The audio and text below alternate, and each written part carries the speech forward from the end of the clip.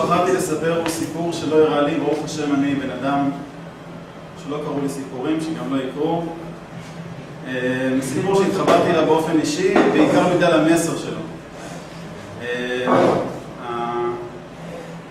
הסיפור הזה בעצם עוסק בכפרי, פה כפרי, מכפרי לכפרי, שבא בימים, זקן ושבע, היה לו נכסים, פרות, עזים, כמו כפרי, ולפני פטירתו הוא קורא לכל המשפחה שלו להתאסף למיטה. כל בני המשפחה מגיעים מכל הקצוות של האזור, נאספים סביב למיטה והוא ככה בקול חלוש, בקושי שומעים אותו, כולם מנסים להתקרב, לשמוע את המילים האחרונות שלו. הוא פונה לכולם, כולם נמצאים פה? כל הילדים פה? אומרים לו כן.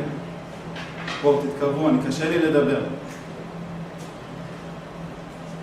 תקשיבו טוב, אתם תמיד הייתם אחים אהובים, תמיד הייתם מסורים אחד לשני, תמיד ידעתם לתת אחד לשני. אני מבקש מכם עכשיו את הבקשה האחרונה שלי, תמלאו, אבל במלואה בלי שום שינוי. תעשו כל מאמץ למלא את הצוואה שלי, כי ככה אני יודע שאני עוזב את העולם בצורה שקטה. ואז הוא פונה לבנים שלו ואומר, אני כבר לא יודע מה נותר לי בערובה שלי, כמה סוסים נותרו, אבל זה כל רכושי.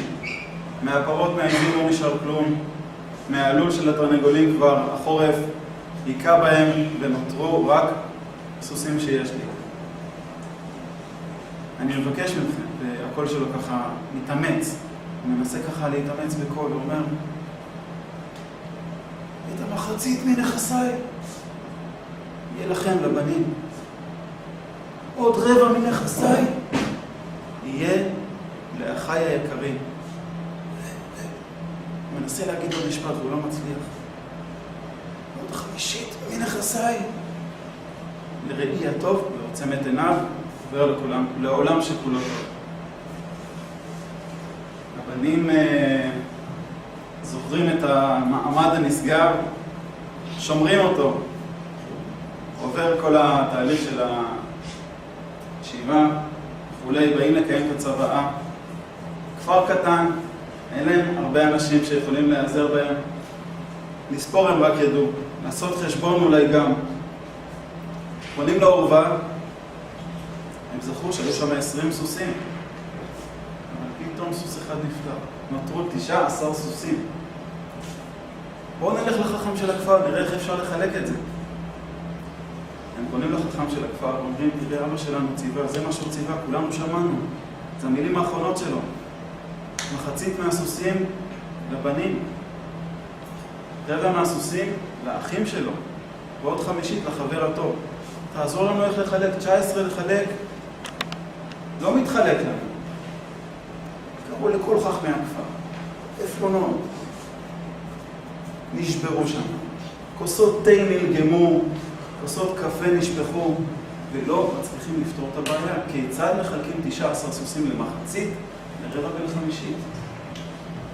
שוברים את הראש ומגיעים למסקנה שמהכפר שלהם לא תצא הישועה, ובעצה אחת הם מסכימים, נלך לחכם של העיירה ליד, בטח הוא ייתן לנו עצה, הוא כבר זקן, בטח הוא ראה מקרים כאלה בימיו.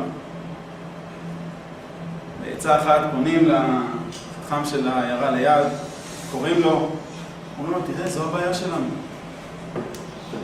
19 סוסים לא מצליחים להתחלק לנו.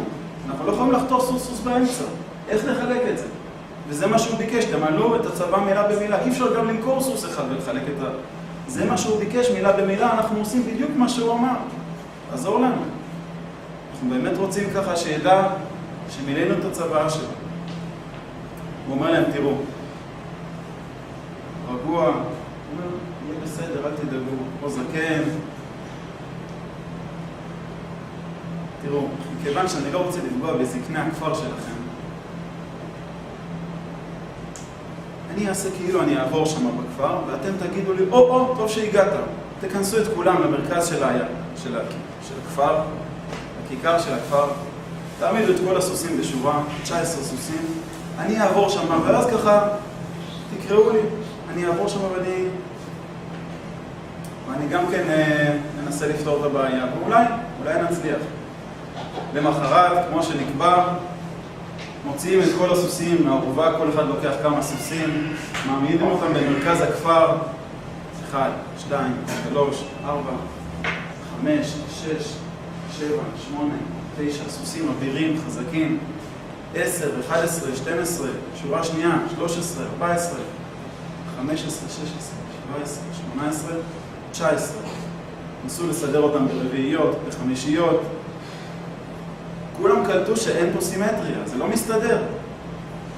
כל חכמי הכפר מגיעים לשם לראות כיצד יחלקו את השלל הגדול. ואז, כמו שסוכם, מגיע זקן העיירה מהעיירה ליד, רכוב על סוסו, מתקדם למרכז, יורד מהסוס ומעמיד את הסוס שלו לצד הסוס ה-19 במספר, כך שנותרו לנו 20 סוסים. ואז הוא פונה לבחיר האחים, לבכור. בוא, תקרא לנו את הצבא. מה ציווה אביכם לפני מותו? הוא לוקח את הדף. כולם חתומים עליו, כולם היו עדים. המחצית לאחים, הוא קורא. הוא פונה למשרתו. בבקשה, המחצית לבנים. תעביר 10 סוסים לבנים, שים אותם בצד.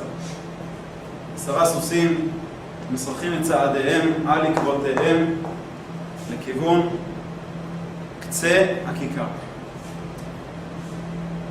הוא ממשיך וקורא, הרבע לאחיי. רבע, כולם יודעים 20. 5 סוסים עושים את צעדיהם לקצה השני של הכפר. כמה נותרו לנו? 5 סוסים. החמישית לחברי הטוב. 4 סוסים עוברים אל עבר חברו הטוב. נותר סוס אחד. אומר, אני יכול לקחת את הסוס שלי בחזרה? עולה על הסוסו, בטרם שהוא נפרד מהם, הוא רוצה להעביר להם את המסר הבא. אם כל אחד יבוא לקחת מעצמו, אף אחד לא יצא מרוצה. אם תדעו תמיד לדעת לתת משלכם, בסוף תדעו לקבל ועוד להישאר עם עודף. תודה רבה.